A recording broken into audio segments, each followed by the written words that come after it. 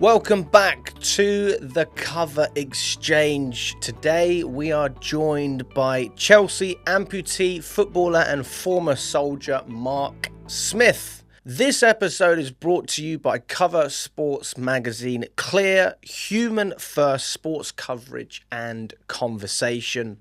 There is a link down below in the description. Check it out. Check out Cver Sports.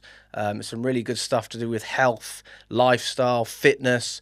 If you're into football as well, there's a podcast which has come out with John Terry. So go and check that one out as well. And without further ado, let's get into the podcast. Well, welcome to the podcast, Mark. Good to have you on the channel. I've seen your stuff for a while on Instagram, and then when I finally reached out and we jumped on the phone, it was just good to catch up, and you're very easy to get in touch with. So credit to you, because a lot of people, they string you along, but very, very easy to deal with, Mark, which I appreciate. And I was fascinated by your story, absolutely fascinated. I don't have any relatives or anything like that suffer with disabilities, but my girlfriend, she's got two brothers that were disabled. That's about as much experience as I have. But in terms of your story, what you've gone through, I can't relate whatsoever. So for me, this is totally new. I know I've obviously spoken to you a couple of times, but I've tried not to ask you too many questions because I really want to find out as we go and really get the details about your story, where you started, how you got into football, Chelsea. Obviously, you're still playing for Chelsea right now. Yeah. And I'll leave it to you to start, Mark. For those viewers who don't know who you are and your story, your background, take us through it from the beginning, from where you were, in order to get where you are today. Yeah. So obviously when you get to 13, 14, 15 and you start to accept that being a professional footballer is not the career that you're not gonna fulfill, I always wanted to be active. I was never really interested in sort of sitting at a desk, and I made the decision to join the army. Although you had friends and family sort of saying, "Oh, you should get a trade," and this is like, no, I want to be active. So I was looking at different infantry regiments, and ended up joining the 1st Battalion Grenadier Guards. Normally, when you go into an army careers office, you end up joining the regiment that the recruiting sort of sergeant is on the desk, and that was the same for me. So back then, it was you'd sit in a room and they'd show you VHSs of like what the regiment do and stuff. So that tells you how long ago it was. And I really liked the fact that it was a dual role. So the Grenadier Guards are primarily an infantry regiment, so frontline soldiers when it comes to operational tours, right, and then carry out the ceremonial duties in London and Windsor Castle when back in England. So obviously they're a pristine sort of regiment, lots of history, sort of, you get tourists come from all over the world to come and see sort of the guardsmen at Buckingham Palace and St James's Palace, and so that really sort of enticed me. And you can obviously still play football in the military, so it was like, right, well, sort of get to do that as well. So I joined at 18 in 2003, and I loved it. And the plan was obviously to see out a 22-year career, which, funny enough, would have finished 2 months ago. So I'd have been retired now. So crazy, isn't it? And I loved it. It's one of the things I'd always wanted to do was sort of travel the world, and it was everything I sort of wanted. My sort of group of people in terms of the camaraderie, the social aspects, everything that I wanted to get out of the army, I got and more. So I spent a lot of time out of the country. We were quite a sort of actively deployed regiment. So I did operational tours of Bosnia when I was 19, Iraq, Afghanistan. Spent time overseas in Jamaica. Happened to be over there when a hurricane hit as well, so we stayed to do some relief work. That was an experience. Oh my God, yeah. Yeah, the Falkland Islands. I spent time in Kenya and then Canada. I had recently been promoted to Lance Sergeant, and had recently, just before going to Canada, became a dad for the first time. So everything was looking really positive. Like, we waited until after Afghanistan to sort of start a family. So then I went on my promotional course, got back, told I was going to Canada. And that was 2011? Yeah. Went through the 6 weeks pre-deployment training with my rifle company as a section commander, which I loved. Like, I've always sort of enjoyed and sort of thrived in leadership roles, whether that's on the football pitch or in the military and stuff. And so I quite liked that I could sort of run the section and so forth in a way that sort of I would want to be led. So I loved the role that I'd worked my way up to. And then those of us that were sort of qualified stayed out to do range safety, which was overseeing the training for other regiments going out to Afghanistan. And then it was during a live firing incident where they were going through. So when you do your pre-deployment, you build up your live firing from going down ranges individually, in pairs, up to section level, platoon level, company level. And so everything gets on a bigger and bigger scale.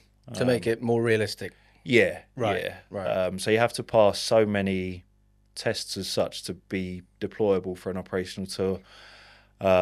So I was one of the sort of members of staff overseeing the safety and the training for the Yorkshire Regiment. And there'd been a couple of sort of hairy moments when we'd been on the exercise ourselves with the live firing aspect of it, where sometimes you can sacrifice safety for realism. And I think a few of us had felt that when we went through the exercise ourselves. And then, this particular morning, the lads had built up to platoon attack level. So you've got around 30 to 35 men sort of going down a range, sort of covering, anything of a kilometre plus, sort of all different sort of terrain. So this particular range, the Yorkshire Regiment had been in the back of sort of armoured vehicles, debussed. So that was our cue to sort of debus and follow them down as well. And then the first part of the range was sort of trench clearing, bunker positions, and then they progressed on to compound clearing, so similar to what you'd do in Afghanistan. Went through that very same range in the morning. Felt a little bit sort of uneasy with how the range went. And ironically, I'd even text my wife that morning with the time difference and said I always sort of had a bit of a sixth sense on tour and stuff, and that got a bit of that same feeling about today. And then we stopped for lunch, went down in the afternoon, and I followed the lead section in to go and clear a compound. The lads sort of stack up in pairs outside the building, and then I was behind the last pair that would go in to assault the last room.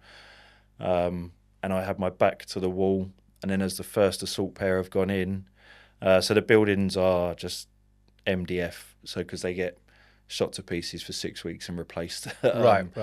So between the first assaulting pair that went in and myself was an MDF wall. And then, I said, with my back to the wall, I've then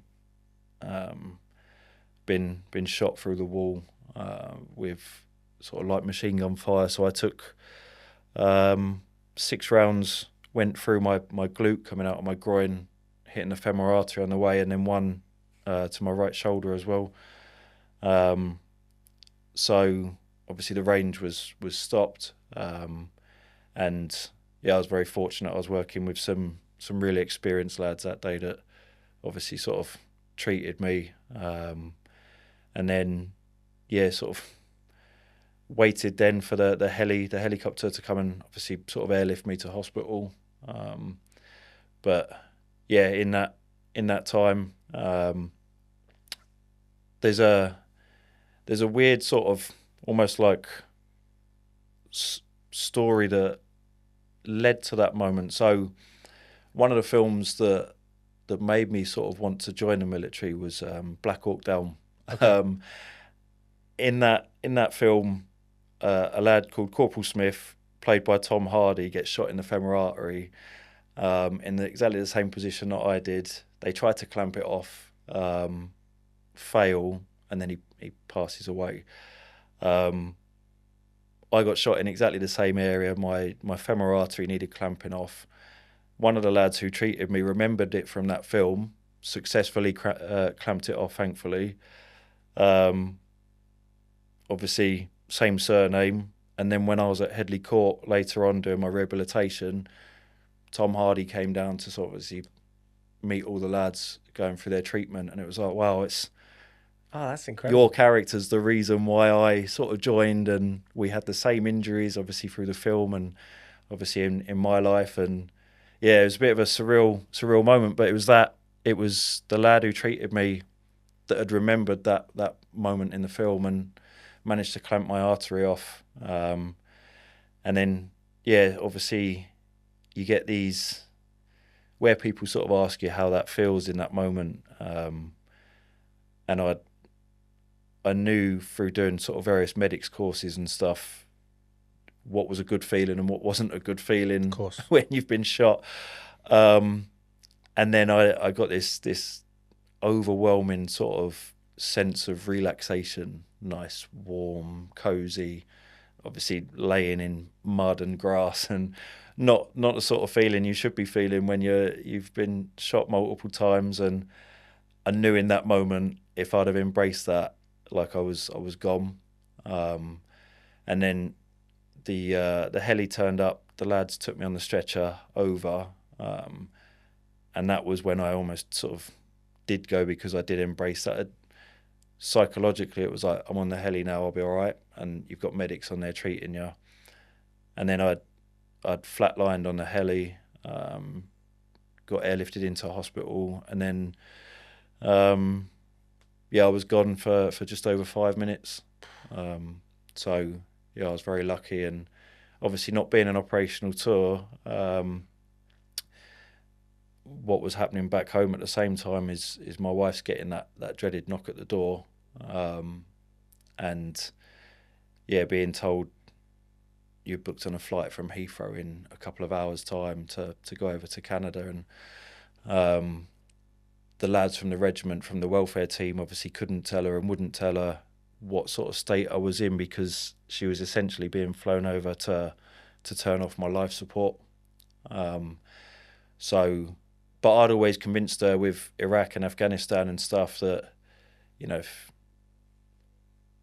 when she'd heard I'd been shot, I suppose the conversations we'd had, I'd put her mind at ease that being shot was a lot less than maybe sort of stepping on an IED. And so she didn't really know what to expect.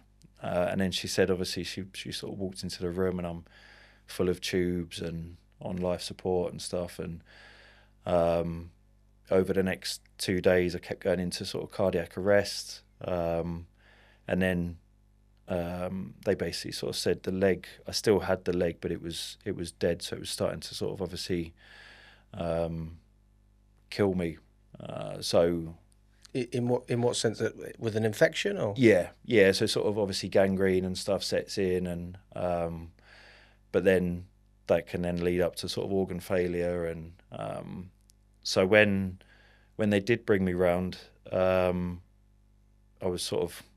remember sort of coming round, and my wife had her hair done while I'd been away, and that was the first thing I'd noticed. So she'd had her hair done, and then almost like the next breath was, they need to take your leg.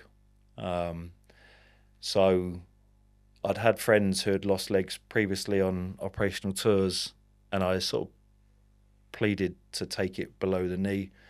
I knew if you had your knee joint, a lot of the lads that kept their knee joint had managed to stay in the military. You're a lot more mobile, and at first they said, "Oh, we can't guarantee that." So I wouldn't agree to the amputation Right. until she'd obviously sort of had a stern word with me, and then I sort of gave in. But in that moment, all the thoughts of there were two things. It was, I'm never going to play football again, and that's the end of my military career. But after the amputation, then I'd started to pick up and improve, and so obviously that did save my life. Of course. I mean, how tight was it in terms of the time frame? Because obviously you were speaking with your wife. Yeah. Was it a case of hours, days? What was the seriousness in terms of the turnaround? So the surgeon that spoke to me when they told me I'd have to have the amputation said I wouldn't see the day out if I didn't have it. So, and obviously, like I said, my eldest, he was 5 months old when that had happened. So, I mean, I'd only seen him a handful of times because of the time away. So, yeah, obviously the thought of not getting to watch him grow up and stuff, like, yeah, it did put things in perspective.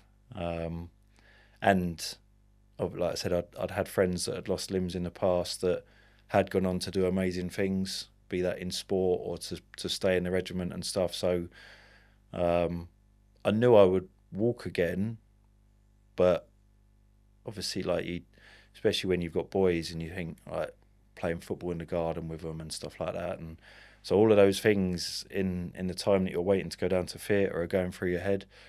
And then obviously, although my wife and I had been together a long time, you're thinking, like, obviously I'm going to look noticeably different. It's going to change our lives.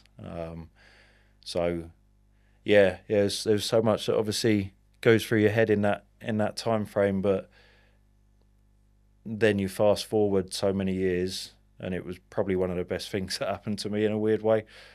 So A lot of the decisions I think that you make at a certain point, I think it does take time for you to realise that it's a good decision. And Yeah. a lot of people can probably relate to that. But when it's such a huge one, especially regarding what you can do physically, and that correlates so much to your career, your passion as well. yeah, That's, I mean, it's a massive decision. Me personally, I know I run a football channel, but I'm not actually a great football player. I'm a tennis guy, so Yeah. that's my sport. And if, for whatever reason, if I wasn't able to do that, it's like, what else can you do? So then you have to find your purpose afterwards. And I think part of what you've spoken about is the physical challenges. Obviously, you had to make a very, very big decision in terms of the surgery, which you did. But then it's about that mental journey afterwards. And I think that's what I'm really interested in as well is, you spoke about the helicopter, that numb feeling, almost comforting feeling, which is strange really, because you would have thought that you'd be in a lot of pain, but actually you're saying it's the opposite. You almost have to fight against that. And then on the flip side, you've got the other side of your journey, which is, you might be in a bed, you're recovering, but actually it's eating away at you, all these decisions. Oh, could I have done anything different? Yeah. What about this? What about that? I mean, there must have been a lot of that going through your mind. Yeah. Obviously, in a hospital bed, you get a lot of time to think. But yeah, like I said, the overriding sort of feeling was, what do I do now? Because I was grateful to the lads who obviously worked so hard on the ground to keep me alive, grateful to the surgeons, the doctors, everyone like that played their part in giving me that chance of still being here. But I'd almost thrown all my eggs in one basket of, this is my career. And then when you do progress on to obviously like your rehabilitation and stuff, there were some lads who were quite quick to go, this is what I'll do now. I'll study this. I'll go to university. I'm going to do this for a new career. And whereas for 2 years afterwards that I spent at Headley Court, like the occupational therapists and they're pressing years to, like, obviously you're being medically discharged. Like, I was like, I don't know. There wasn't really anything that again, it was my mindset was still the same as the reason why I wanted to join the military, is I wanted to be active. So it was like I want to do something that keeps me physically active, fit, healthy, busy. But they give you this list of so the military will fund your sort of education and that your resettlement for beyond the military, and I was like, none of those interest me at all. So Didn't even consider it. no, like obviously when they talk about your limitations and stuff, a lot of stuff was sat at a desk or with a computer, or I was like, I don't want any of that. So yeah, that was difficult again, and sort of, I suppose, shaped the years since as to finding your purpose. So yeah, you sort of, rather than the physical aspect of adjusting, it's the mental aspect of, I don't know what to do with myself now. That can be the hardest thing as well, though. You don't even know where to go. I think there's a lot of challenges that people have. Whether, I mean, it could be any job, to be fair. Physical is we'll go with that, because you are an athlete. You were an athlete. When you work in an office, I had a small stint when I did it. You just try and get through the day. And I think physically, it's all about pushing yourself. How can you make yourself better? How can you challenge yourself? And you can measure that quite easily, whether it's, how fast can you run, how, in your case, obviously, doing a lot of strength training as well. We're going to speak about that.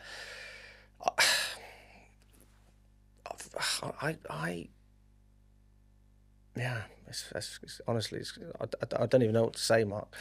I don't know what to say. I mean, you must have had so many messages about how you got to where you are now, because ultimately you did come to a decision. You decided to move on to a phase where you now do football coaching, right? Yeah. And that's with, is that with Chelsea, or is that with your local team? No, so that's with there's a non-league club, Rail Bedford. Right. So I'm working with their sort of youth development. And then you play for Chelsea. Yeah. Right. I mean, talk to me about your journey after the surgery. Rehabilitation obviously is, I think that's a forever ongoing process, especially mentally. But physically, you get to the stage where you learn to walk. I mean, how long did that take? I had a few setbacks. So I spent 9 weeks in hospital. So I was airlifted. I was flown back to England from Canada. I think mainly because I was costing the MOD so much in keeping me in Calgary. So then I was flown back to the Queen Elizabeth Hospital in Birmingham, that has its own sort of military ward. So you've got military surgeons and everything like that. And so then your next of kin, so your wives and stuff, are moved up to a family's house. So they come to visit you every day and stuff. Yep. So everything in terms of that was fantastic. But I spent 9 weeks in Birmingham. I had 27 operations in that time. 27. Yeah. So a lot of nil by mouth, which. And were you awake for any of those? No. So they were all under anaesthetic. Yeah, all general anaesthetic. It was weird. You almost start to become like on first name terms with the anaesthetists and stuff. Like, you're down there that often. But yeah.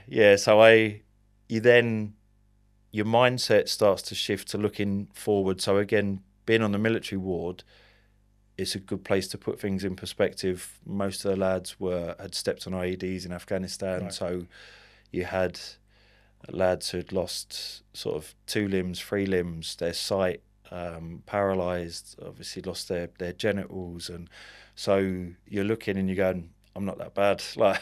And there was a lad opposite me. He was a Royal Marine, a lad called Spider, and he was a triple amputee, and the arm that he had left was broken. Within a week of me being up on the ward, he's getting in a motorised wheelchair, going down to the hospital restaurant, and it's like, the whole time it was like, he's amazing.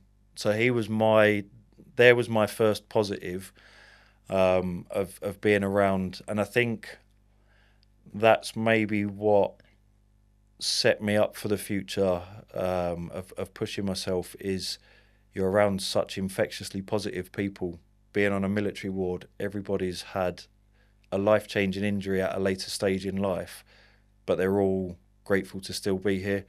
So you're around those sort of positive people, and obviously you still have the sense of humour. So me only missing one leg, I was bluffing my ticket, so I had nothing to sort of moan about. But you look at them, you're like, they're amazing, and that sort of shapes when you start to look forward then, rather than that sense of self-pity. So after spending 9 weeks there, you move on again, you look forward and you start thinking, I want to get to Headley Court where I can start my rehabilitation, start moving towards a prosthetic. And then, after the 9 weeks in hospital, I got to Headley Court, and within a couple of days, they start taking all your castings and stuff for a prosthetic. And I had a couple of setbacks in terms of needing like revision surgery on the leg, and so I was shot in the July of 2011, and by the November, just before Remembrance Day, was the first time I walked. So really quite a quick turnaround. Did that surprise you? I was very sort of stubborn and determined, and so almost the day I got to Headley Court, it's like, I want to be walking. And you're around lads who are obviously further down the line in terms of their recovery. So there's lads who are on running blades and stuff like that, and so you're around people that are ahead of you, and you're like, that's where I want to get to. I want to walk like that. I want to do this. And so if anything, I was impatient waiting for the first steps and having to have further surgery, and knowing that puts you another 6 weeks back. And so if anything, November was a long wait. I wanted to be there September and walk in the next day. Do you find that when you were in the process of rehabilitation, obviously you said you were impatient, you wanted to get better. Did you have that inkling straight away, or did you have to lean on other people? Because you said that you had infectious positivity. I don't know if you could say the camaraderie was the same as, when you were out in the military. I don't really know. That's more for you to say. But obviously it was the same sort of people that you would have been serving with, right? So there has to be an element of togetherness and, come on, guys, we're going to get through this. Yeah, and you do have lads who obviously had their low days and so forth. So you've got a whole network of people there to lean on in your good and bad days, and you can do vice versa. So obviously our regiment then went to Afghanistan, obviously the tour that we were training for. So then you started to see grenadiers turning up at Headley Court.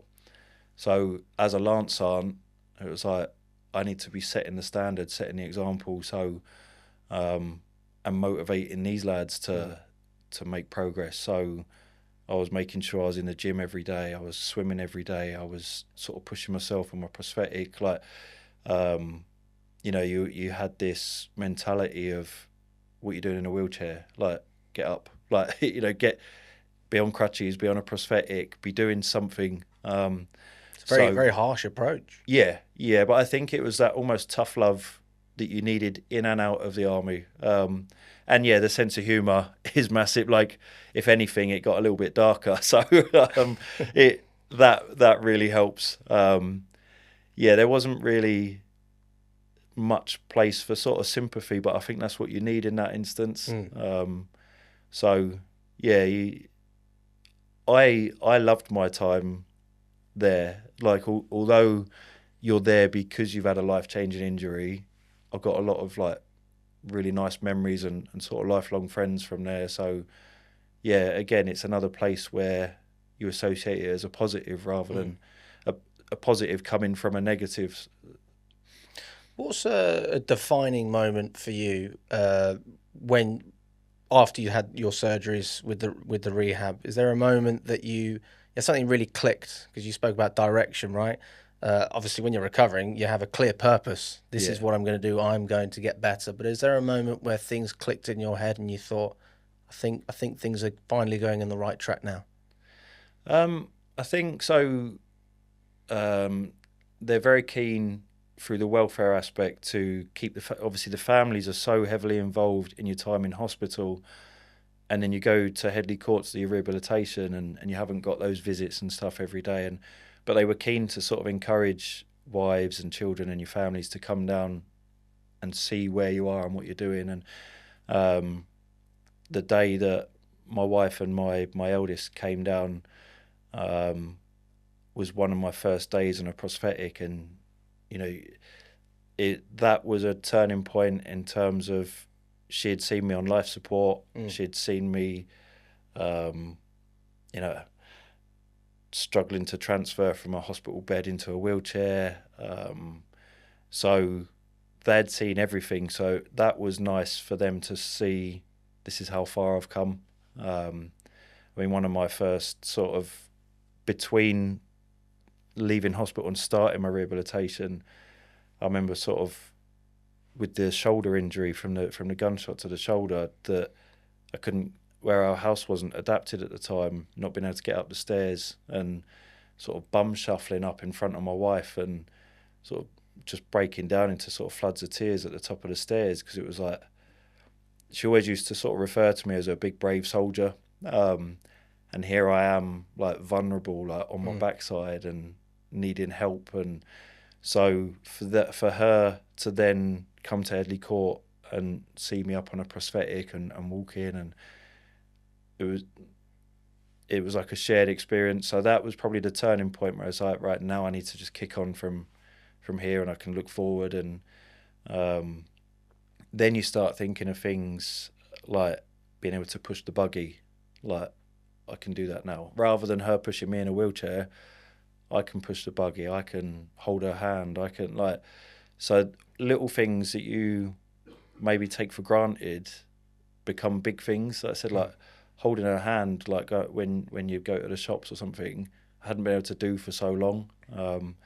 So they're like all your little wins. And then every time you go back for your next sort of phase of your rehab, they're the things you can tick off. Yeah. And then whilst I was there, my wife fell pregnant with our youngest, and it was, well, with my eldest, I carried his car seat from the hospital to the car. I have to be able to do that again. Like, so they were fantastic, the physios, with, okay, we'll get a car seat in and you can practice on the prosthetic, like in a sort of safe environment, and obviously going up and down stairs, holding a car seat. And they were brilliant. It was like, what are your aims for this stint of your rehabilitation? And they did everything they could to accommodate that. And so, like I said, every week it was ticking off little wins, and that's when, yeah, you start to look forward rather than back. Especially with family. I mean, yeah, the dynamic must change quite a lot, and then you have to get back to a place where you're all on the same page. Obviously, you're still with your partner now. You've still got your kids, so it's great that she stuck by you. I think that's one of the biggest fears that people can have in situations like that, especially in the military. You hear loads of crazy stories. Talk to me about how she helped you. I'm sure your kids probably helped you as well. Yeah, I think obviously having two boys, it was always, I need to be a good role model. If I'm not, you have these visions of sitting in your pants, getting fat on the sofa, watching Jeremy Kyle and eating cold beans out of a tin. And it was like, I didn't want them to look at me as like with pity, or like, this is what my dad used to be. It was, I didn't want to be a dad that lived in the past. It was like, I want them to sort of say, this is what my dad does. Like, so that drove me on in terms of leading by example. And yeah, with my wife, like I said, obviously she'd always referred to me when I was serving as a big brave soldier, and so it was like, I have to get back to that of being that sort of man of the house rather than someone that she looks after. And I didn't want her to be a carer, like she is anyway, but that's not what our sort of dynamic was. And more of a personality trait rather than anything. Yeah. So yeah, I just wanted to sort of repay sort of her faith in me as well, and like I said, obviously find that purpose where doing her proud in life beyond, obviously, sort of the military. Yeah.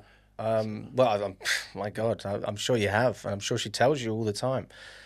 Now, one of the things I never knew about you, Mark, I had no idea you were into bodybuilding, that you did, is it lifting? Is that what you call it? Strongman. Strongman. Yeah. That this to me is probably the biggest curveball when I was looking at sort of your profile, because I obviously I knew you played for or you're playing for Chelsea. I saw the military, but that is so different, and to fit something like that in. I remember we spoke briefly on the phone about this as well. This is presumably once you got to the stage you thought, right, I'm self-sufficient, I can take care of myself. Now we need to push the boundaries a little bit.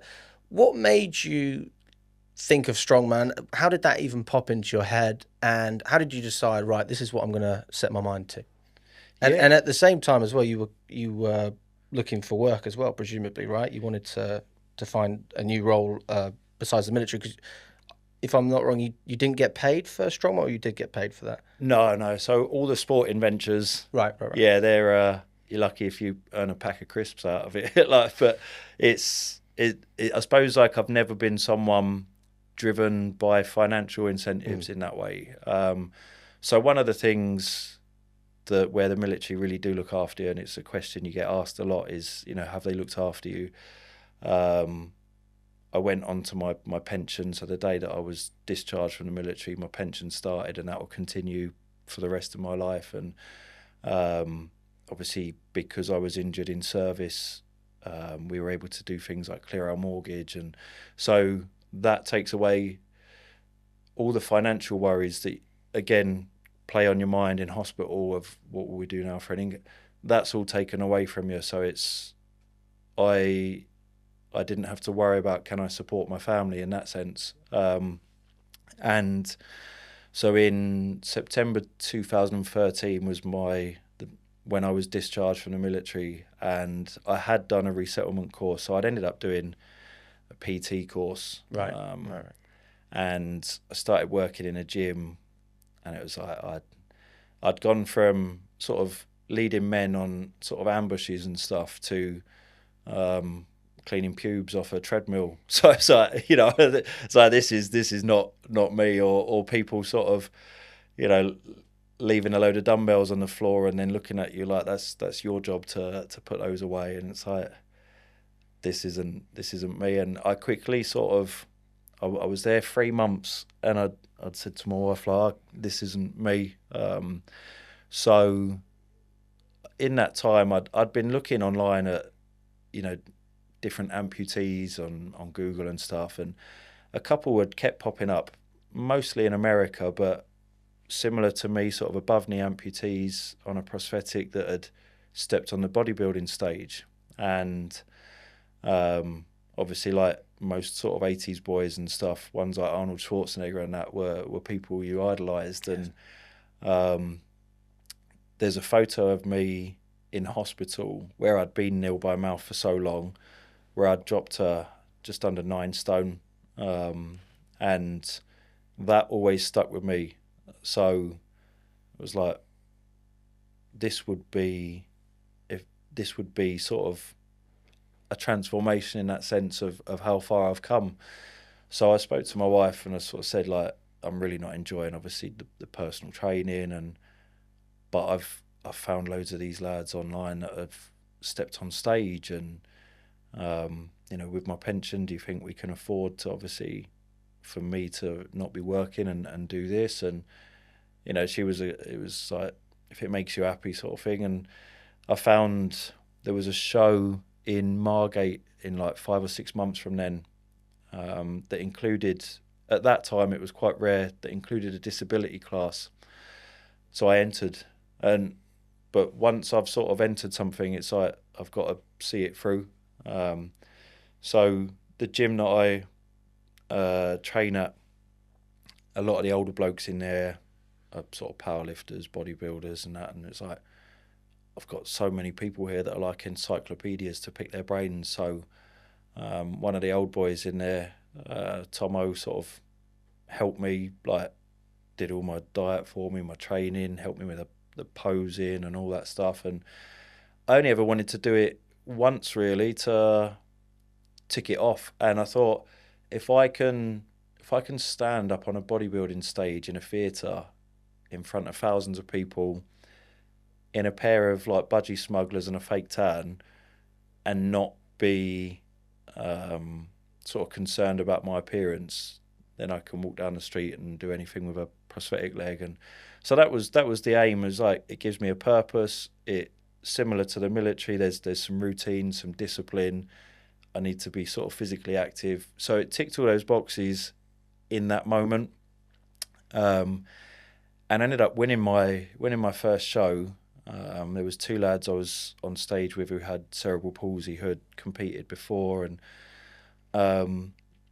the videos and photos had reached someone in America, and then through social media I got a message from him inviting me over to Texas to come and compete. Oh wow! And it was like, wow. So my regiment sort of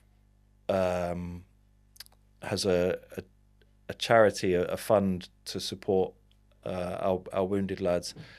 They funded for me to go over to Texas, and it was like, wow, suddenly like this is sort of ironically like grown legs, and here I am like sort of now training to go to America. And I ended up sort of going out to Houston in Texas and sharing a stage which was a surprise on the day, with the now 7 times Mr. Olympia Phil Heath. And then from there, from the moment I got back in England, it was like, then I was suddenly in Flex magazine and Muscle and Fitness and all of these, like, it was like, this is surreal. But it was all positive, which I needed at that time. And it was like, okay, maybe I've found my thing.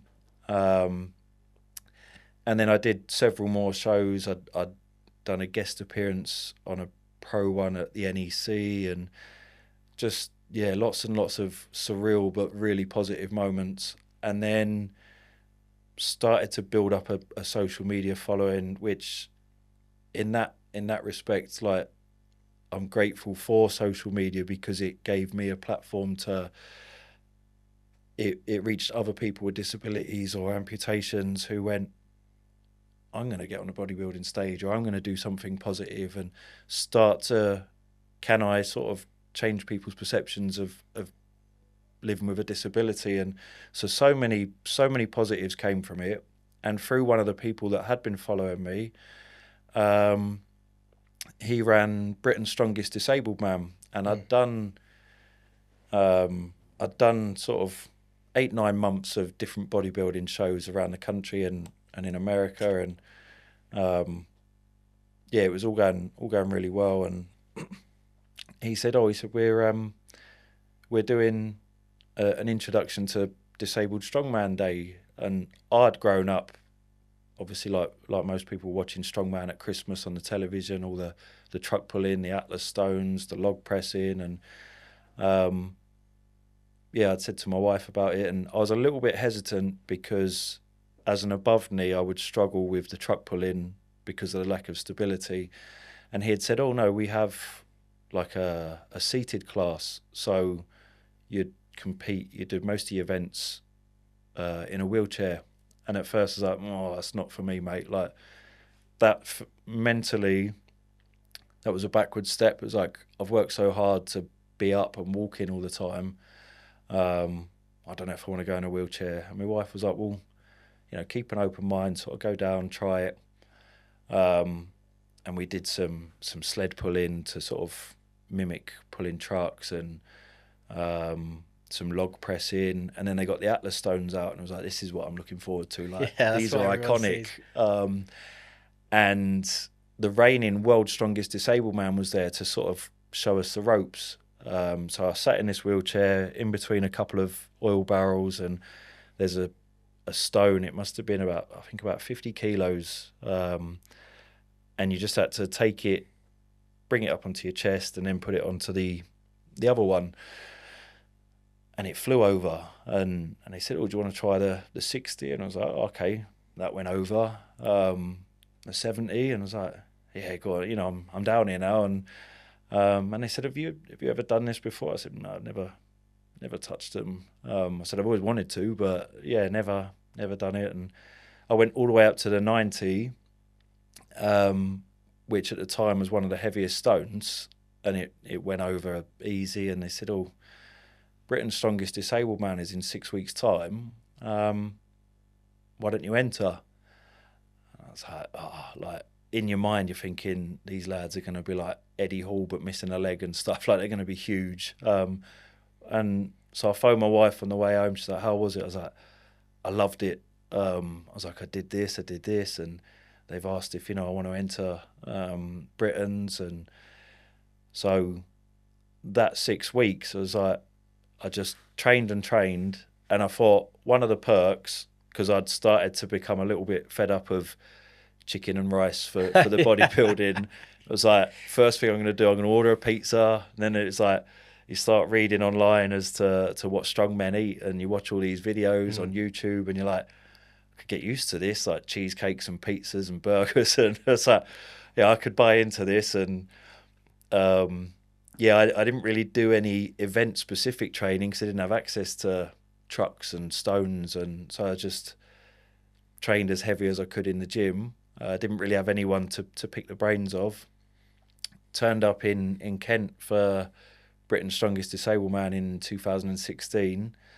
And the first event was the truck pull. So in the seated class, you're sort of sat on the floor facing it, so 25 metres of rope, and then obviously you pull it towards you in the fastest time. And because it was the first event, it went alphabetical order, so I was one of the last. And then just before my name was called, the heavens opened and it started to pour down. And oh no! And this event is outside as well. All outside, right. Yeah. And there were 23 of us in our class, and a few of them I'd followed again on social media, so I'd been watching their videos, and it was like, right, I know he's competed at the Worlds before, and I've seen what he can do, and if I just try and sort of match him, top 10 would be amazing. And then I sat down, I was getting all strapped in with a harness for the truck pull, and just to my right, my boys would have been maybe 3 and 4 then, and they'd done like a little banner for me, and you just hear like, come on, Daddy. And in that moment, like there could have been about 5 trucks and I'd have pulled them. It was like, it felt weightless, like having them there was amazing. And I just put my head down, looked at the rope and just pulled until the whistle went. And I won that event. And then as the day went on, we did a car deadlift, a log press, Hercules hold, the Atlas Stones. And just before it went into the Atlas Stones, I was top of the leaderboard.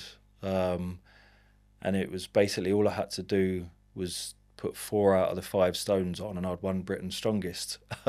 Sometimes though, when you see you're at the top, like we talk about this in football as well, you almost want to be the underdog at times. Yeah. Because then right, I need to push hard. Otherwise, you can get complacent if you're. I suppose in football, if you're winning a game or something like that, see it all the time, don't we? Did you have a part of your mind that was thinking, right, come on now, we need to focus here, especially looking at that leaderboard, seeing that you were on top? Well, I knew the top 3 would qualify for the world's strongest disabled man, and this was way above. It's like, this isn't what I expected at all, and I got such it was a different atmosphere to bodybuilding. So where bodybuilding could be seen as a bit more vain, backstage is a very different atmosphere and environment, very different to the military. Like, there was no real sense of humor. Everyone's in their own headspace. And I quite liked strongman. I was like an unknown. I'd come into it, and the lads were all giving me advice and encouraging me. And so, yeah, it was just like, I was just enjoying myself, and I think that maybe helped. And again, the stones for me were iconic. So it's like, although that was the last event, I couldn't wait to get on them. So I didn't really feel pressure in that sense. It was like, I want to do this event. And then, yeah, put all 5 up. And I knew as soon as the 4th one had gone up, I'd already won it. And it was like, wow. And the head referee on the day was Cver Xchange. Like, again, someone I'd watched on the telly growing up, and just having him there sort of congratulating, it was like, this is, now you start to look and you go, I again can look forward. Maybe this is my purpose. I've sort of stumbled into this. Never really sort of, I don't know, I'd always seen referring to yourself as strong. It was like, it's a bit sort of full of yourself. So I'd never been that way inclined. And then there I was with an invite to the world's strongest disabled man. I've got Cver Xchange handing me Britain's strongest disabled man trophy, and so everything was all really, really positive. And then the time after that was when obviously inevitably you hit that real low point. Where how long does that take to hit that low? Obviously you get the post competition sort of blues, they call it, where you've been on such a high. And where you said about the football and the winning, strongman and bodybuilding are all about your own individual effort. If you don't sort of perform on the day, it's all on you. Whereas I suppose football, you can slip under the radar if everyone else is having a blinding game and you're not. And the lad who I'd spoken about earlier, who had clamped off my artery, kept me alive, so he was from a different regiment. And because of the circumstances of how I was injured, it took us a couple of years to track each other down. And he was from the Royal Welsh Regiment. But after we'd sort of got in contact, he drove all the way from Swansea to Milton Keynes that evening to come and see me, and probably had the longest sort of cuddle out on the driveway. We sat up all night just sort of talking, and my wife was there, and just sort of really embraced, and he became someone I looked up to, and almost like a father figure, because he was a bit older than myself, and obviously owing someone your life, there was so much sort of gratitude on my part, and he'd been such a big supporter of me from doing the bodybuilding and going into the strongman, and we'd talk on the phone every week. And then he'd sort of struggled. He'd been medically discharged himself with PTSD. Right. And then 2 weeks after I won Britain's, he took his own life, and that was like sudden. I'd been on this high, and everything in my life at that point was positive and moving forward and looking ahead, and then obviously lost him, and that's when that was the first, aside from the leg and stuff, the first big setback. So I associate my first Britain's win with that, so a bit sort of tainted, but because he'd been such a big supporter of me, and genuinely seemed really proud of everything I was doing with my life since, and I felt like for lads like him and the others that kept me alive, I owed it to them to sort of make the most of this chance of still being here. So where I'd qualified for the Worlds, I chose to almost sort of bottle that up, and it was like, I'll use that in a way to sort of push me. How do you do that though? Because you hear that so much with all athletes. Use your anger, all your frustration. Use that to put more into what you're doing. And so many people struggle with that. Tennis is a great example. You get a lot of players like Nick Kyrgios, who was very well known for not always trying in matches. In football, you had countless players that you can think of, and you think you could have done more. Yeah. How do you bottle it up and then use it for what you want, rather than letting those emotions take advantage of you? I think it came from a place of like wanting to do him proud, but with something like strongman, it's an emotional roller coaster throughout a competition, because you'll do 5, maybe 6 events in the day. So you've got to work yourself up to a point of adrenaline to do that event.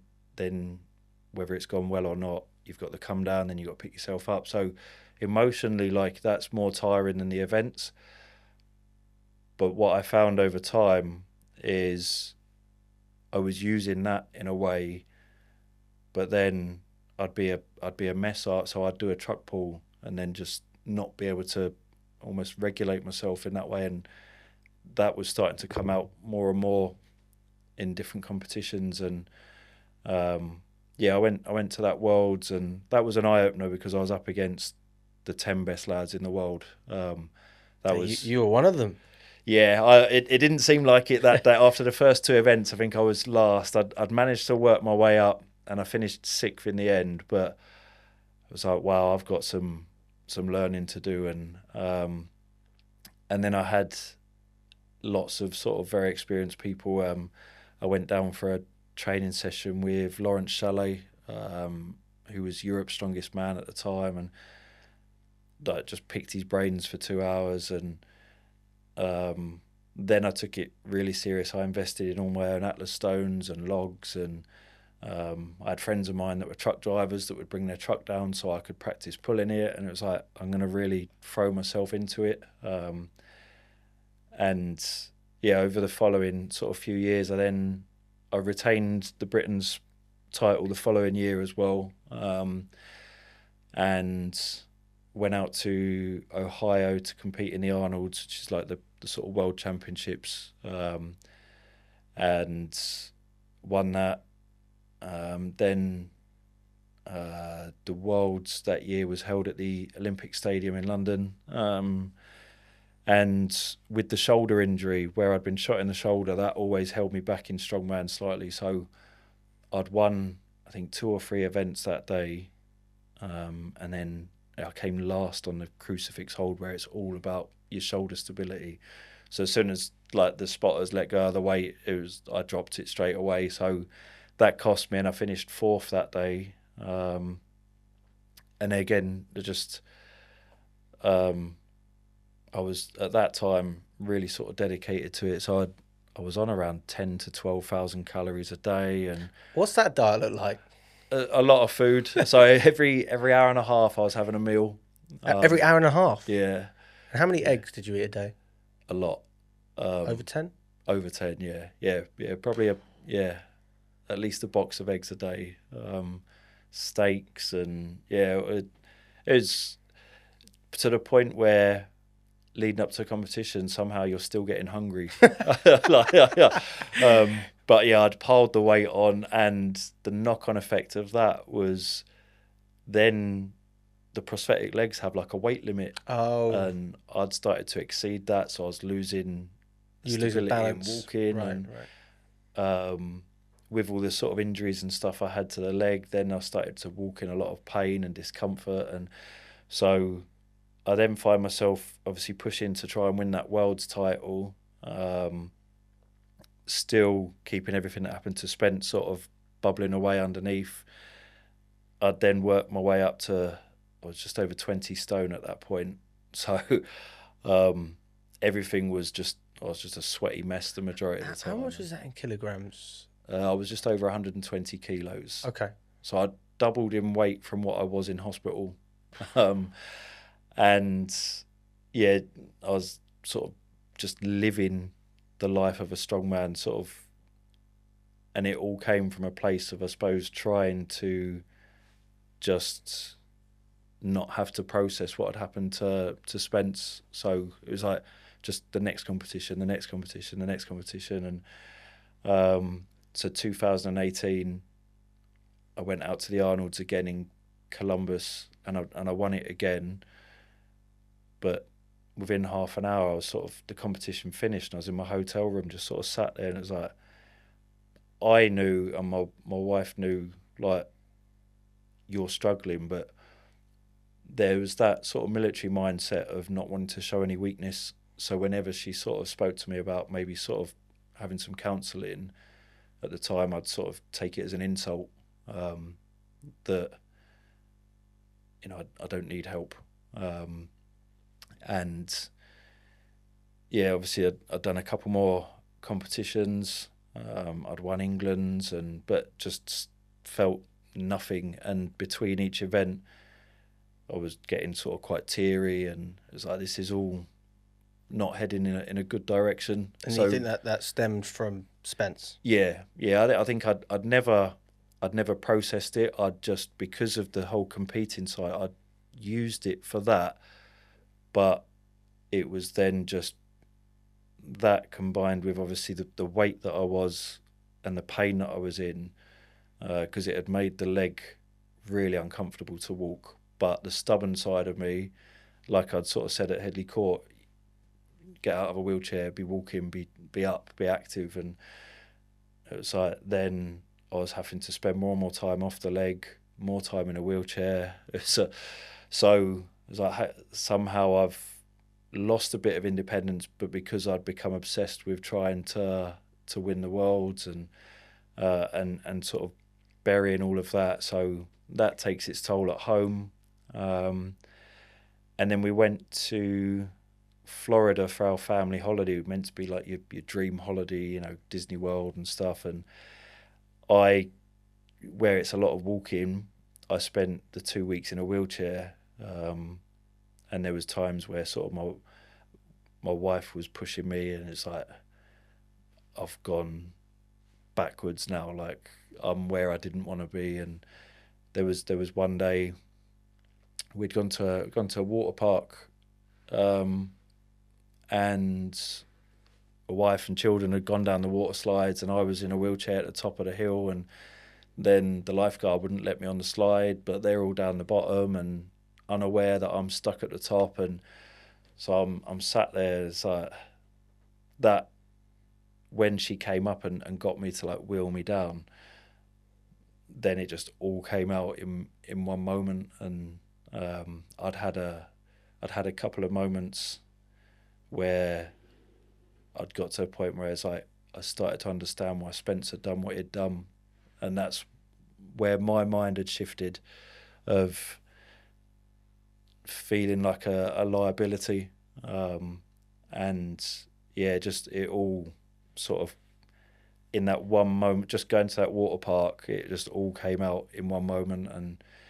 And so we had a chat in the hotel, and I was due to go to the Worlds in Norway when we got back, and I had got to a point where it's like, I think I can win it this year, but it was insignificant at that point. So I phoned my welfare officer from my regiment, and said, this is where I'm at. And they had counselling booked and funded for me as soon as I got back. And I was like, I'm going to accept I do actually need help. And I think that was the downside of an individual sport. You got a lot of time in your own headspace, and it was you against everyone. And I was being driven by the wrong things. I was being driven by wanting to do him proud in that sense, but it was making me sort of angrier and angrier, which was coming out in the events, and there was no real sense of fulfillment or achievement in winning competitions. It was just like, right, next one. So I was just sort of spiraling in that sense, and I started the counselling, and that's when I was like, if I'm going to sort of get something from this, I need to be open. Yeah. And my wife and I, after a few weeks of me sort of having sessions, we sort of put together a list of things that were impacting me negatively. And obviously it was my weight was hindering the walking. So it was like, right, well, I need to lose a bit of weight. Strongman is obviously contributing to that weight. So I'll come away from strongman.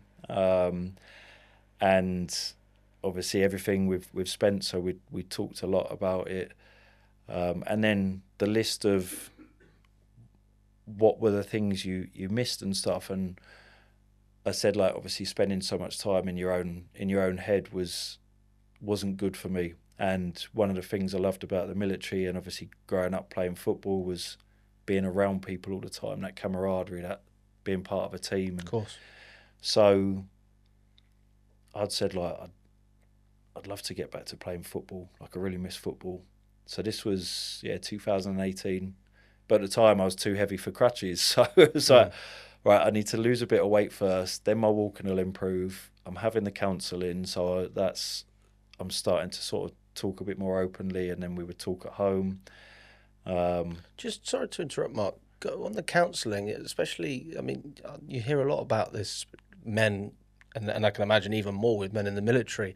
It's something that, I mean, you probably know more about it than I do in the modern day, but especially 10, 20 years ago, it wasn't really, nobody did it. Nobody had counselling. And now you do hear a lot more stories about people that are opening themselves up to it, especially with PTSD. They need someone to talk to. They need a little bit of help managing their emotions.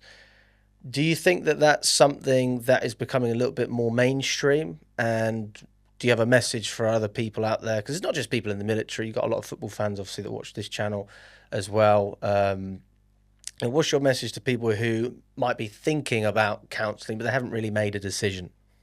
I think, obviously, the football side of it is probably quite similar to the military, where so professional footballers, when their careers are finished, you hear a lot of those, what's my purpose? And it's very similar to coming out of the military. And I think, like you said, 10, 20 years ago, it was a sign of weakness in men and stuff. Whereas actually, when I'd opened up more to lads I'd served with, you actually found that gave them a little bit of comfort that, well, I've been struggling, but I didn't want to say anything, and I didn't want to say anything to you because you're missing a leg. And even lads who hadn't been injured, again, that sense of purpose and loneliness for a lot of the lads. And then it became the conversations I was having on the phone or meeting up with lads I'd served with became a lot more open and maybe mature.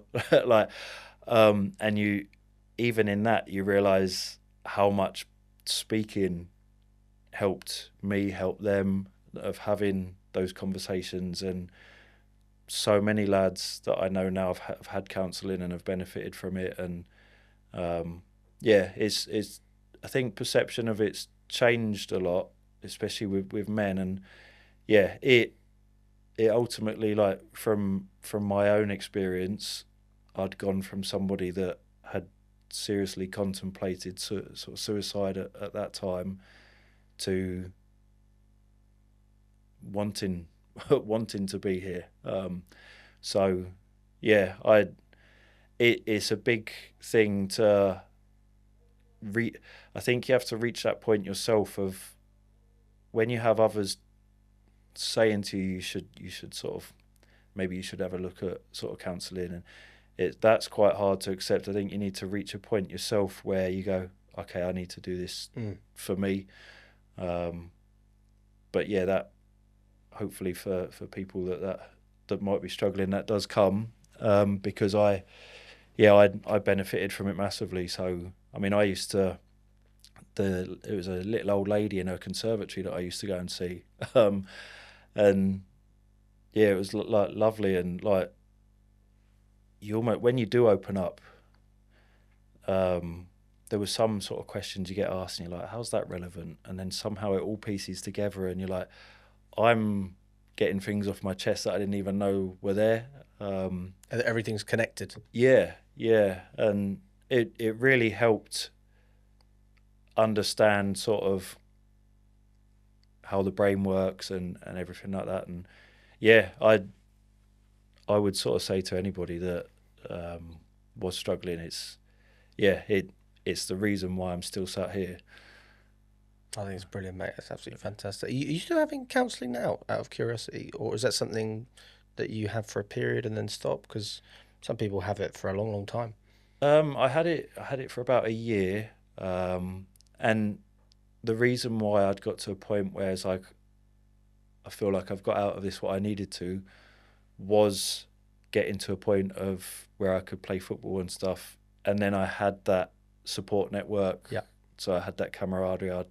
I was in a changing room with other players, and so then I'd got to a point where I was like, you've helped me get to this point, now it's on me to sort of do the rest. So whereas I didn't want to become overly reliant on it, it was like at some point I've got to take ownership of it myself.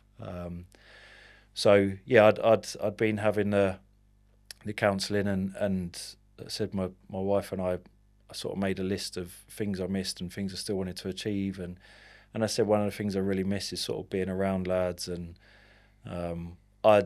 because I'd become so obsessed with the strongman, I'd cut off any sort of social life because it was like that hinders training or meals, or so I'd become a bit of a recluse in that sense. So it was like I got back in contact with lads, had a bit more of a social life, lost the weight, and then again through sort of social media and stuff, you find amputee football in this instance, and the closest club to me at the time, was Peterborough United.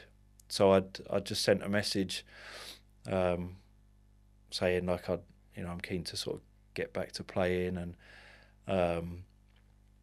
there was some like walking football teams in Milton Keynes, so mainly over 50s, but I'd sent them a message and said, would you mind if I, like, this is my situation, would you mind if I came down, because I thought walking football might be a bit more my pace. So they were really welcoming. I still go to them once a week now, just, it's a nice group of blokes and still some football locally, and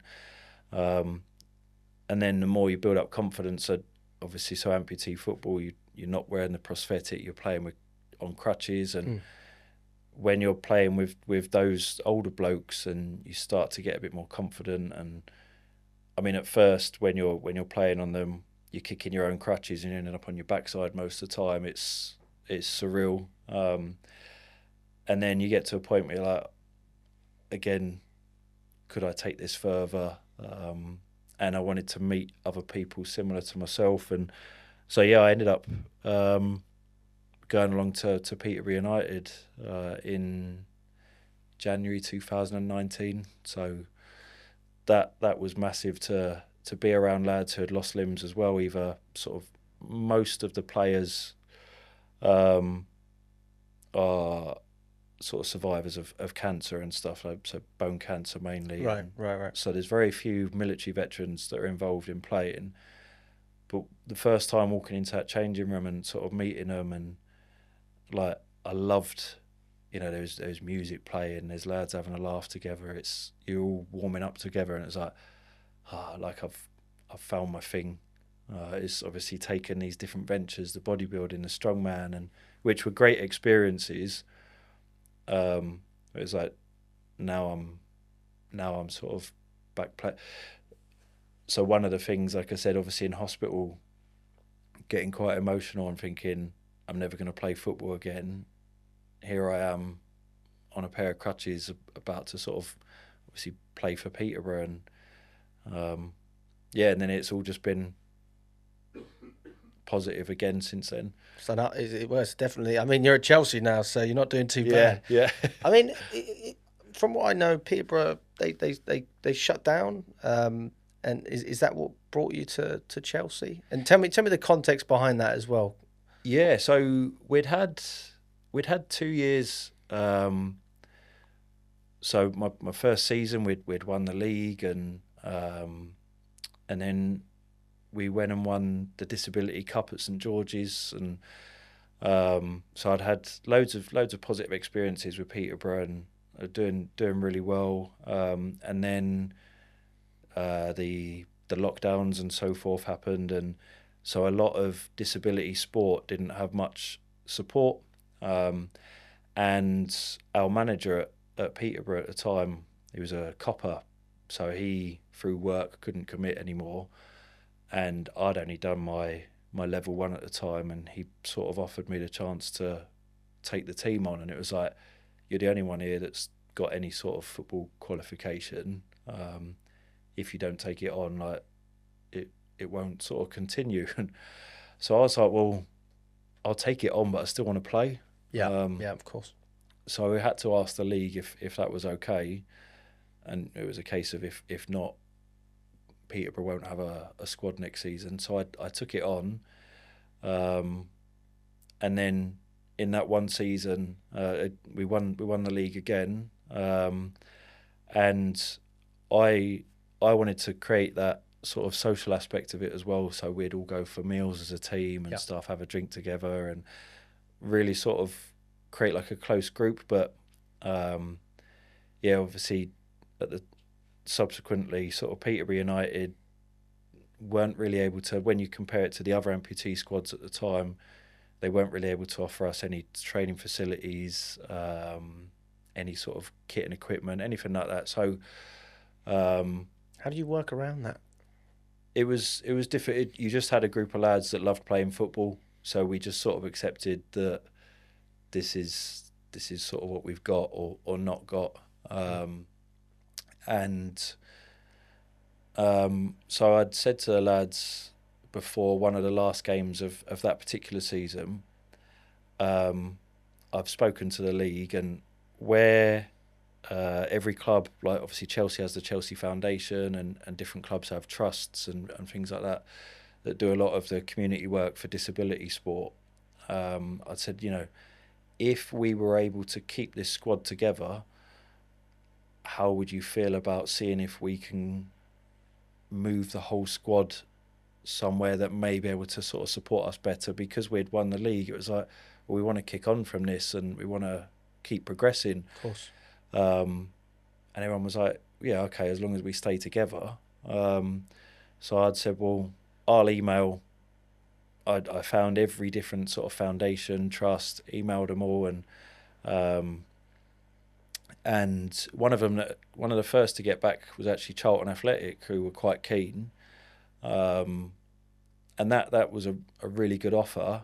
And I said to my wife, I was like, I'm going to send one to Chelsea. I said, like, just see what happens. Just see what happens. Like, the worst that can happen is sort of I don't get a response or anything.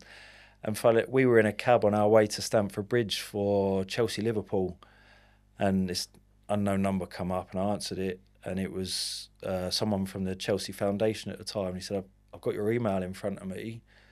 We're really interested.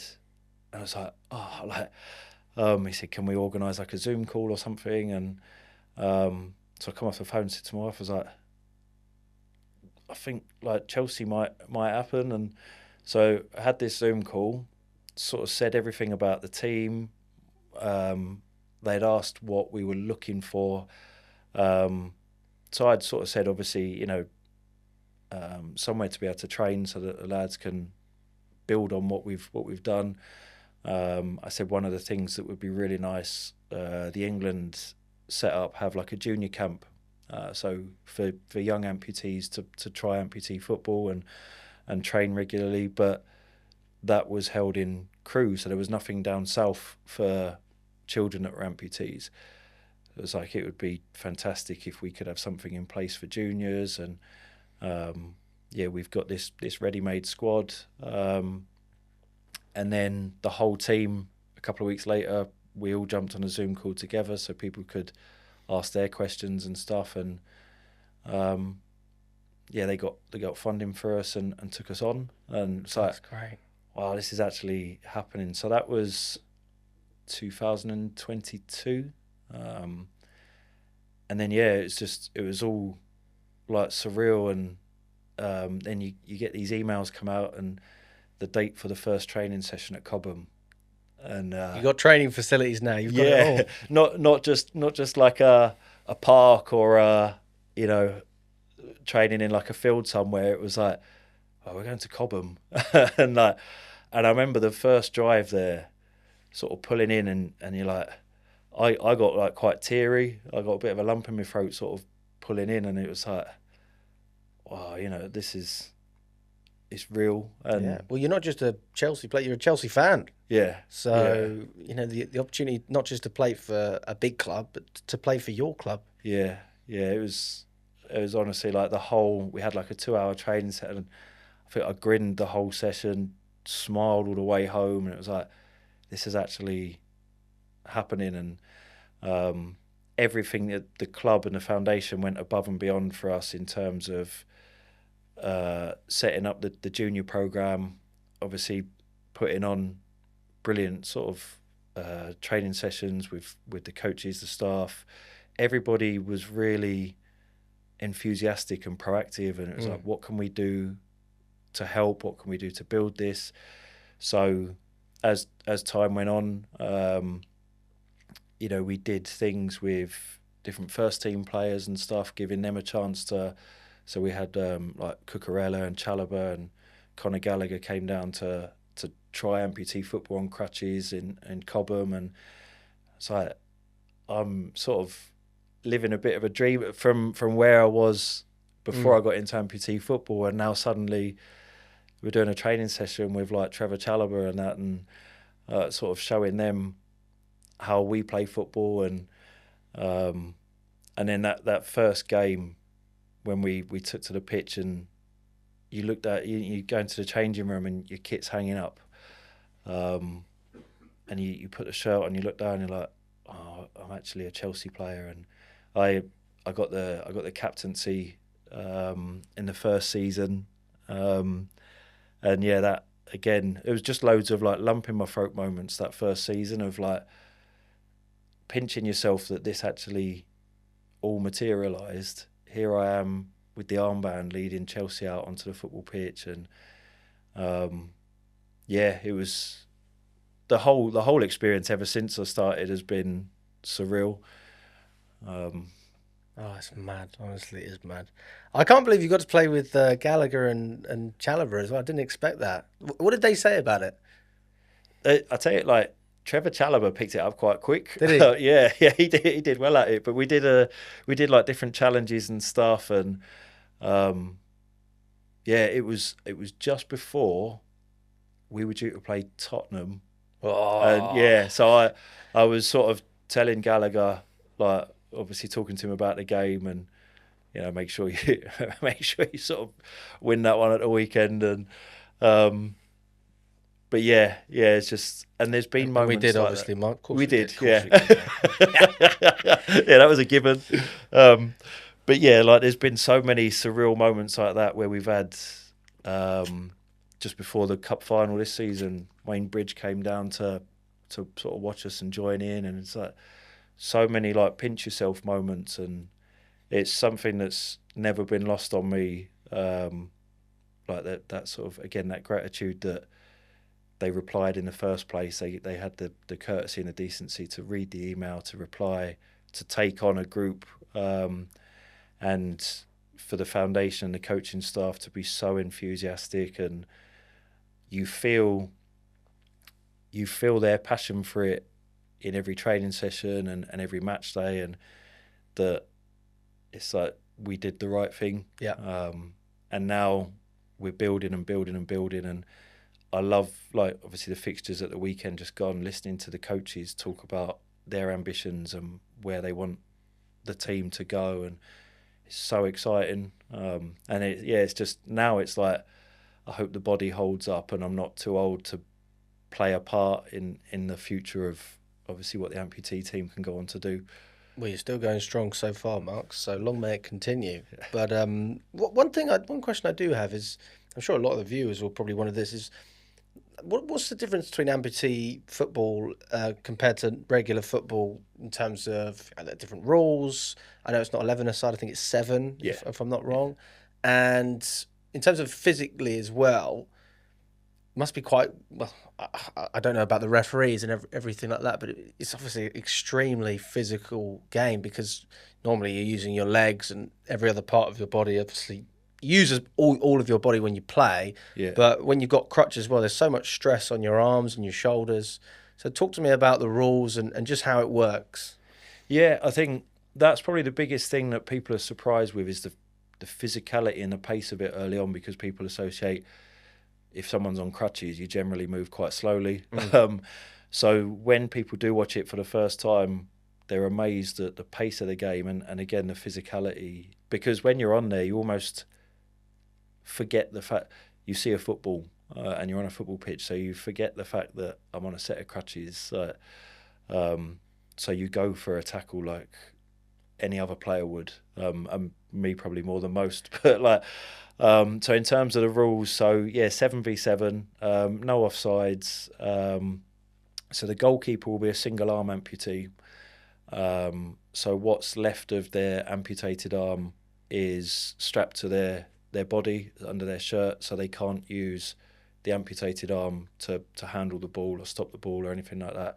So, I mean, the lads who play in goal, the grip that they have with one hand to come out and claim a cross and is absolutely phenomenal. So they've got both legs but missing an arm. They're restricted to their area, so they can't come out the area.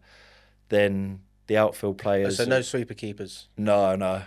It's yeah. So they're restricted to their area. So then the 6 outfield players that are on are all single leg amputees that play on crutches. So we can't use our amputated limb to control the ball. That would be a free kick. Okay. And you can't use your crutches to control the ball, so that's classed as handball. They're classed as an extension of the arm. So, okay. So yeah, if you've gained an advantage and deliberately sort of handled the ball with your crutches, then it's handball. And then rather than throw-ins, it's kick-ins. Yeah. And then other than that, it's as per. So. And is it a 90-minute game or? So this season, so internationally the games will be 25-minute halves, yep. So 50-minute matches. This season, the league, more because of the number of teams and number of fixtures you'll play in a day, will tend to be 20-minute halves. So you play more than one match in a so day? We'll have fixtures because of the distance, obviously clubs travel. So in the league, we've got ourselves, Portsmouth, Newcastle and Everton. So the fixtures, so last month, for example, Newcastle hosted the fixtures. So because of the travel, you'll play one round of fixtures a month, but you'll play all 3 teams. In one day? In one day, yeah. So it's game on, game off. So yeah, you get a good 2 hours plus of football. So yeah, that's a heavy workload. I'm not gonna lie to you. No beers after the first match. Then no, just a kip. Like so. Because I remember you saying when I spoke with you on the phone, you were speaking about people who are watching the games, fans that come and watch. I didn't realise you were talking about the fans. You were talking about people having a beer, and I thought, oh God, it's one way of doing it. But then you said, obviously, it's the fans, not the players. Yeah. I mean, in terms of the squad as a whole, you're representing Chelsea. It's a massive establishment. Do you feel like there's anything that can be improved in terms of, better performance, something that can push you to the next level? I think in terms of Chelsea specifically, again, it's on the players now to repay everything the foundation and the coaching staff have invested in us. They've given us all of the facilities, the tools, the setup to go and be successful. And the coaching staff as well, presumably. The coaching staff are absolutely brilliant. As a whole, we have 1 live fixture per season, which obviously we played in this season, the Disability Cup final, which is televised on TNT and held at St George's. So that is like the sort of the pinnacle of amputee football, and it's sort of every boy's dream to obviously play in a cup final on television, and but the sport as a whole, the league as a whole, everything like that, it would be monumental if more of our games could be televised. So there's a real window of opportunity to raise awareness of the game outside of the cup final, where you could capitalise on that with sponsors, maybe having more games televised, and up to now, that's been a missed opportunity. But Chelsea as a whole, after we won the FA Disability Cup and the League Cup this season, we paraded them prior to the game with Bayer Leverkusen. So there you've suddenly got everyone at Stamford Bridge is sort of aware that we exist. We were in the match day programme, so there's a lot of background as to what we're doing. So the foundation have been brilliant, and in terms of the website, the app, former players, current players, all getting involved in doing their part to raise awareness, because as much as it's life-changing and can be seen as a negative to obviously having lost a limb or a leg or an arm, Chelsea can, and the other amputee football teams, but Chelsea can play a big part in turning your mindset into, actually, I can turn this into a real positive. 100%. We've got some fantastic young lads. One of the lads who trains with our juniors, he turns 16 next year, so he'll be able to sort of be given minutes with the men's team. I've got no doubt that this young lad, Charlie, is going to go on to probably become the best amputee footballer in the world. Oh, serious? Yeah, he's... What's his last name? Hewson. Charlie Hewson. Yeah. Say the name. Remember the name. And we're very fortunate to have him at Chelsea, and one of the big things is because we're able to offer regular training sessions at Cobham, good coaches, obviously they sort of integrate them around those of us, the adults, and obviously we can sort of push them and guide them, not just as players, but in terms of sort of life experience as well. Obviously, again, they're amputees and they've got maybe struggles at times that their parents might not understand, but there's a whole group of players there that they will can relate to. Yeah.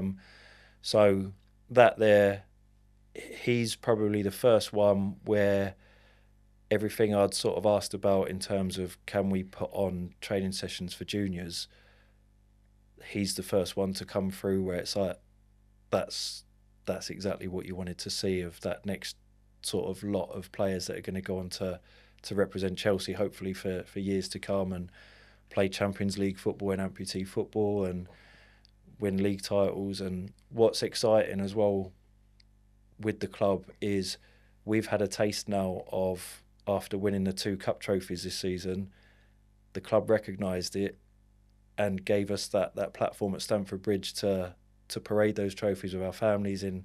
Our families are all in the Matthew Harding Upper, sort of to watch, and so it's like, right, well, you want to experience that again, but imagine us doing that with a league title, or imagine us doing that having just come back from the Champions League, or so it's given us that hunger even more, and it's made it probably a more appealing setup for players that might be with other clubs to go, I want a little bit of what Chelsea are doing, because I would say that out of the 4 teams currently playing in the league, we're able to offer something I don't think the other clubs can yet. And I think the whole sort of foundation is just heading upwards, and it's really exciting. That's fantastic. And I suppose as well, just diving away from the playing side, you obviously follow the team, you go to a number of the games.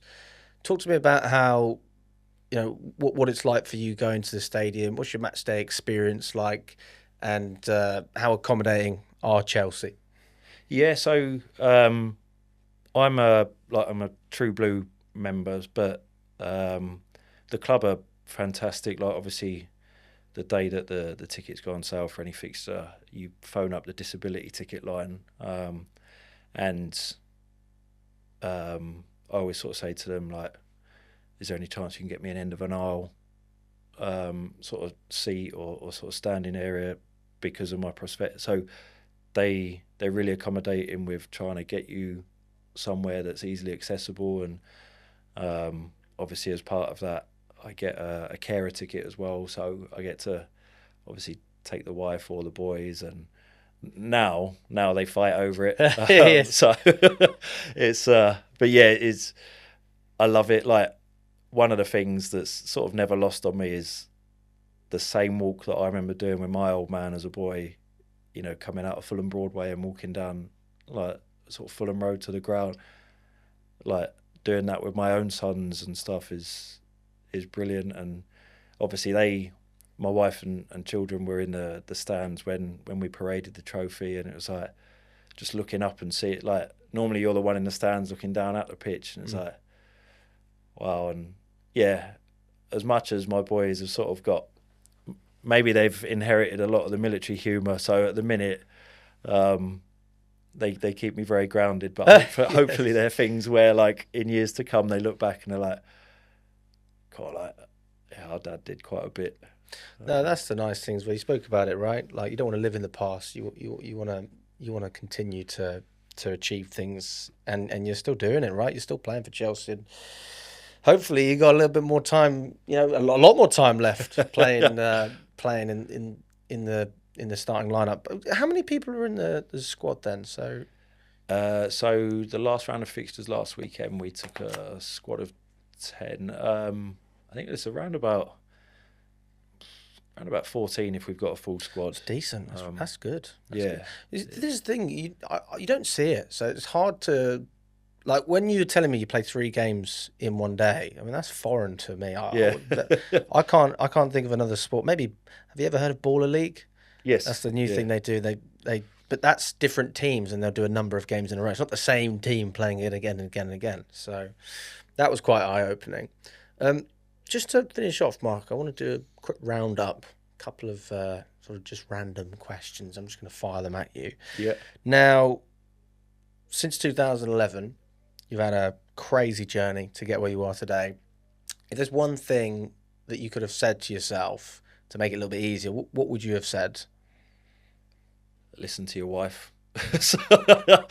Like, obviously, there was those years where she was like, she had my best interests at heart, but had sort of spoken about the counselling and that pride and that stubbornness in me, and that military mentality of at the time of not wanting to appear weak or vulnerable, got the better of me. Whereas actually, maybe I could have avoided that real low period had I listened to her. Which she will often sort of tell me how right she is about things, and she is. So yeah, I'd say the one bit of advice would probably be, like, if I'd listened to her sooner, I might have sort of avoided that real low point. Well, I think Rachel's my girlfriend, so she'll probably say the same thing. Yeah. To be fair. Sometimes they have a sixth sense, though. To be fair, I don't know how they read certain situations. Sorry, I've lost my. How important is it to take small steps when you're trying to achieve a goal? You spoke about it earlier, celebrating the small wins. Is that easy to do, or is that something that you have to almost force yourself into? Because a lot of people, let's just say you want to win the league, you're thinking about the end result, but how do you get there? And that's always what people talk about, the process. How do you enjoy the process? I think, like, for me personally, as a player or in strongman or playing football, I tend to focus on the things that could have gone better. So, for example, a strongman competition, I might have won the truck pull and the stones, but I came 4th on the log press. Right. That will be my focus. So I wanted to become an all-rounder. Like, so those who go on to be successful in things like strongman generally stay hungry rather than going, oh, I'm great at these, I'll dine off them. Where can I improve? And I've tried to apply that same mindset as a footballer. Is, you know, when I watched back the Disability Cup final from this season, I'm watching it and I'm going, oh, like, I could have been in this position for that. And I suppose that's the coaching aspect as well, is I'm always looking at where can we be better. And I think for us to get to where we want to as a squad and push in to win the league and go to the Champions League, it's making that an infectious thing throughout the squad, where we all got the same drive, the same ambition, the same not being content with, okay, we won this game, but look at this, like, so we've got obviously video footage of our games. It's like, we could have done that better. All right, we're going to work on this, we're going to work on that. And everyone taking responsibility for their own levels of fitness, their own commitment, everything like that. So, yeah, you almost have to have like your long-term goal is, again, for Chelsea now, is to win the league. And it's like, what are the small wins to help us get there? So that's on us as individuals in our own time to make sure we're following the fitness programs, to being open-minded to what is it I need to improve on in my own performance. So yeah, you never reach, like, whether it's strongman, bodybuilding, football, you never reach that end goal without all of the small little wins on the way. So I think when you've got a group that buy into that, that's when the big wins sort of follow. I think you've said that pretty well. That's something I need to focus on as well. Like everyone, you always think about, especially when you do YouTube and stuff like that, everyone talks about numbers. Sometimes it's just nice to enjoy a good conversation. That's the way. And me personally, I coach as well. You know, I do tennis coaching. I always said I'd love to just keep that, because it keeps you grounded. It makes you enjoy what you're doing. If you don't enjoy it, I don't see what the point is. And that sort of brings me to one of the last questions, which is, where do you see yourself? Where do you see yourself going in 10 years? You know, looking at what you've done in your life so far. Still got a long time left, hopefully. Fingers crossed, you'll be fine. There must be other things in your mind that drive you, that make you want to achieve more. Have you thought about continuing in terms of coaching at Chelsea as well? You must have potentially spoken to them as well. You're the captain. You've been the captain for 4 years? I kept the captaincy for a season. Oh, only one season? Yeah. As people will probably testify, my discipline's not great on the football pitch. Oh, so okay. You like a good challenge? Yeah. I can respect that. So, but yeah, obviously there's consequences to that. But to be fair, we've got a fantastic captain who is also the England captain as well, and he's a young lad with like so much ability and potential that he's the right man to lead the team. So would you say you're like the Roy Keane of your team? Yeah. It's very rare that this season's probably one of the first seasons where I've got more goals than cards. That it's quite rare. Chelsea at the moment, they're the same, aren't they? Yeah. So that's 3 red cards in 4 games. Yeah. So, that's a pretty similar record to what I tend to have. But it's one of them where I could sort of kid myself that I'll sort of rein it in terms of that. But one of my things, I still remember my very last game playing in my regiment, my last ever game with 2 legs. And obviously you don't know at the time that's your last ever time playing as an able-bodied player. But I still remember that every single time I train at Cobham, every time I step on the football pitch, that this might be the last time you ever play. So I throw myself into every tackle, every header. Like, I try and, if it was to be the last time I want to come off the pitch, and if people wouldn't necessarily credit you on your ability or talent or anything like that, at least I could hopefully be acknowledged for my work ethic. Absolutely. So, yeah.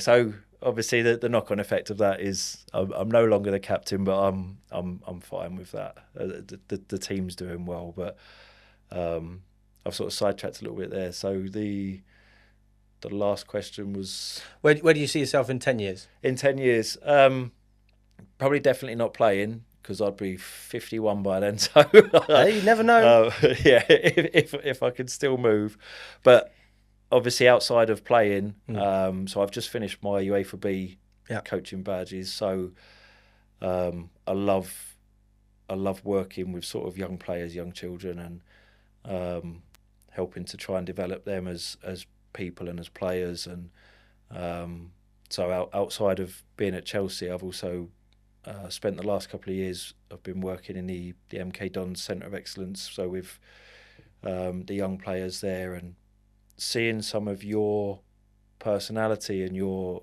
confidence come out in them is such a rewarding feeling. And when you have aims for individuals and as a collective, and you start to see that come to fruition on the pitch and off the pitch, that that camaraderie off of it, of building a team and building lads with good self-esteem and good sense of humour and robust people. Yeah. So I think that long term is my purpose. I love being on a football pitch with children and investing that time and experience into them. And I think there's certain football coaches and company sergeant majors, platoon sergeants, people I've worked under that I have a lot of admiration for. And if I can sort of have that same impact on those players, then in years to come, hopefully they'll look back and go, oh, I enjoyed having him as my coach. So, yeah, long term, we'll see how far we can take the coaching side of it. But I don't know if that involves sort of men's football or management as such. But short term, like I love sort of trying to help develop younger players. That's awesome, Mark. Well, listen, thanks so much for coming on, mate. It's been a pleasure. And listen, I'll leave your socials in the description. I mean, if you want to tell people where they can find you. Yeah, mainly on Instagram. I did use the lockdown to obviously to pass the time. Everything that we've spoken about, pretty much, I put down into words in a book. So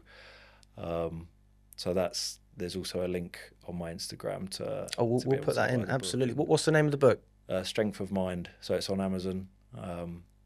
But yeah, obviously I used that again whilst going through my counselling as a bit of therapy to put everything that had sort of gone on into words, and I found that really helped, and hopefully as a result of sort of my experiences, it can help others as well. That's awesome. Mark, really appreciate you coming on, mate. And guys, let us know what you think. If you want to get in touch with Mark as well, you can message him on Instagram as well, and check out his book as well. Awesome, man. Thanks so much.